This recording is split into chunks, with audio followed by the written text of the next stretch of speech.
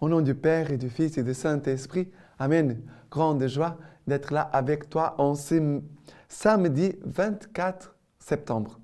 Chaque samedi, c'est toujours une journée dédiée à la Vierge Marie, que nous puissions l'aimer, que le nom de Marie soit toujours dans nos lèvres, dans notre cœur, dans notre pensée.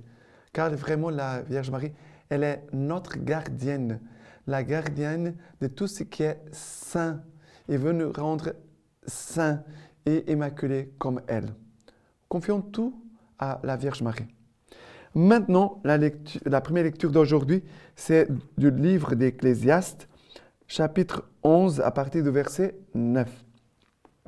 Réjouis-toi, jeune homme, dans ta jeunesse. Sois heureux au jour de ton adolescence. Suis les voies de ton cœur et la vision de tes yeux.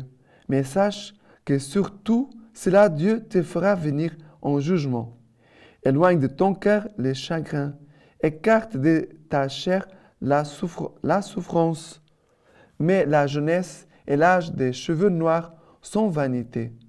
Et souviens-toi de ton Créateur au jour de ton adolescence, avant que viennent les jours mauvais, et qu'arrivent les années dont tu diras « Je ne les aime pas », avant que s'obscurcissent le soleil et la lumière, la lune et les étoiles, et que reviennent les nuages après la pluie, au jour où tremble le gardien de la maison, où se courbent les hommes vigoureux, où celles qui meulent, trop peu nombreuses, s'arrêtent, où celles qui regardent par la fenêtre perdent leur éclat. Quand la porte est fermée sur la rue, quand tombe la voix du moulin, quand on se lève à la voix de l'oiseau, quand se taisent toutes les chansons, quand on redoute la montée et qu'on a des frayeurs en chemin, et l'amandier est en fleurs, et la sauterelle est pesante, et le caprier s'épanouit, tandis que l'homme s'en va vers sa maison d'éternité, et les pleurs tournent déjà dans la rue, avant que lâche les fils d'argent, que la coupe d'or se brise, que la jarre se casse à la fontaine, que la poulie se rompe au puits, et que la poussière retourne à la terre comme en est venue, et le souffle à Dieu qu'il a donné. Vanité des vanités, dit Colette, tout est vanité. Alors, ici, ce passage nous parle de l'adolescence, la jeunesse. Réjouis-toi, jeune homme, dans ta jeunesse. Sois heureux au jour de ton adolescence. Suis les voies de ton cœur et la vision de tes yeux. Mais sache que sur tout cela, Dieu te fera venir en jugement. Alors il faut faire attention aux voies de ton cœur et la vision de tes yeux. Il faut faire très attention. Le Seigneur veut la joie. Parce que la jeunesse, c'est un temps de joie. C'est vrai. Mais la jeunesse doit être heureuse, servie d'une façon en Dieu. Si là, les jeunes vont vivre s'ils prennent des boissons, ils vont être ivres et faire n'importe quoi avec son corps, avec leur sexualité, ça va être une jeunesse perdue. Mais la jeunesse vécue d'une façon sainte, heureuse en Dieu, ça c'est magnifique. Moi, dans ma jeunesse, j'ai pu faire une expérience de l'adolescence bête, où on a perdu du temps avec des choses inutiles. Mais le Seigneur m'a donné aussi la grâce qu'à l'âge de 19 ans vers 20 ans, j'ai trouvé Jésus. Jésus est entré dans ma vie. Et il m'a donné le goût de vivre bien ma jeunesse avec des bons amis chrétiens, catholiques, qui vivaient aussi dans cette même attitude, un bon esprit de vivre selon le cœur de Dieu. Et ici, après, il nous parle, voilà, un jour tu vas être vieux, tu vas vieillir, voilà, tout va s'achever, tout va passer. Tandis que l'homme s'en va vers sa maison d'éternité. Voilà, nous allons Mais si nous vivons bien notre jeunesse en Dieu, nous allons aussi vivre bien notre âge adulte aussi en Dieu. Nous allons vivre aussi bien notre vieillesse en Dieu. C'est vrai.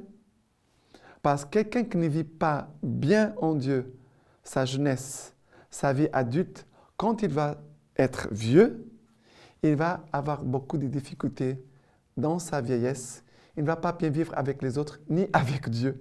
Et après, il va avoir certainement des difficultés au moment où il doit tout quitter, tout laisser ici pour aller à la rencontre du Seigneur. Maintenant, le psaume d'aujourd'hui, c'est le psaume 90, à partir du verset 3. Tu fais revenir les mortels à la poussière, en disant, revenez, fils d'Adam, car 1000 ans sont à tes yeux comme le jour d'hier qui passe, comme une veille dans la nuit. Tu le submerges de sommeil, ils seront le matin comme l'herbe qui pousse. Le matin, elle fleurit et pousse. Le soir, elle se flétrit et sèche. Fais-nous savoir comment compter nos jours, que nous venions de cœur à la sagesse. Reviens, Seigneur, jusqu'à quand? Prends en pitié tes serviteurs. Rassasie-nous de ton amour au matin. Nous serons dans la joie et le chant tous les jours. La douceur du Seigneur soit sur nous. Confirme l'ouvrage de nos mains. Alors, ici, ce psaume nous dit, le matin, elle fleurit et pousse. Le soir, elle se flétrit et sèche. Ici, il nous parle de l'herbe qui pousse. C'est comme nous, la jeunesse, notre vie passe très rapidement. Fais-nous savoir comment compter nos jours, que nous venions de cœur à la sagesse. Reviens, Seigneur, jusqu'à quand? Prends en pitié tes serviteurs. Voilà, la crainte du Seigneur nous apprend à vivre vraiment, à compter nos jours, à vivre en ayant conscience de la valeur de notre vie. Notre vie, elle est tellement précieuse que Jésus est mort sur la croix pour nous. Et maintenant, l'évangile d'aujourd'hui, c'est Luc chapitre 9, à partir du verset 43.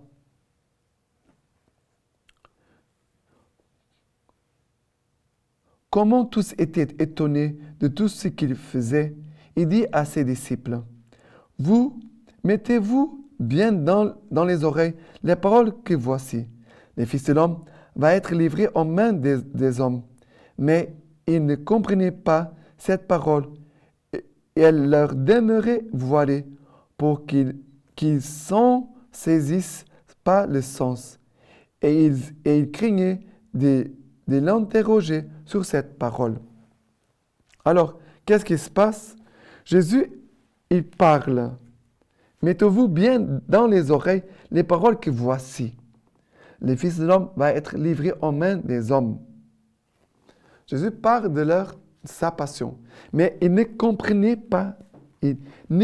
pas cette parole.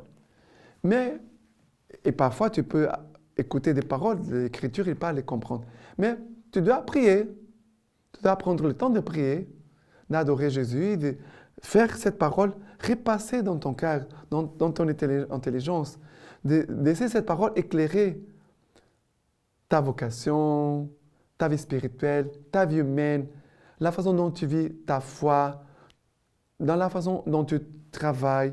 Tu dois laisser la parole t'éclairer en tout ce que tu fais, en tout ce que tu vis, en tout ce que tu penses, en tout ce que tu sens.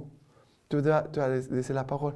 Ils ne comprenaient pas, mais ils n'ont pas pu poser la question à Jésus. Oh, Jésus, explique-nous cette parole. Je ne comprends pas. Mais il craignait de l'interroger sur cette parole. Mais j'espère que toi, tu ne restes pas muet devant le Seigneur, mais que tu puisses vraiment demander, Seigneur, je veux comprendre ce que tu me parles. Jésus ici parle de sa passion, du moment où Jésus va nous sauver, où Jésus va nous aimer jusqu'à l'extrême. Mais ils ne comprenaient pas. Ils n'ont pas pu saisir cette parole. Ils n'ont pas compris l'amour de Jésus pour eux. Maintenant, la lecture patristique d'aujourd'hui de Saint Augustin. Parfaitement, il flagelle tous ses fils comme il a flagellé son Fils unique. Le Fils unique, né de la substance du Père, égal au Père dans la condition de Dieu. Le Verbe, par qui tout s'est fait, n'avait pas en lui de quoi être flagellé.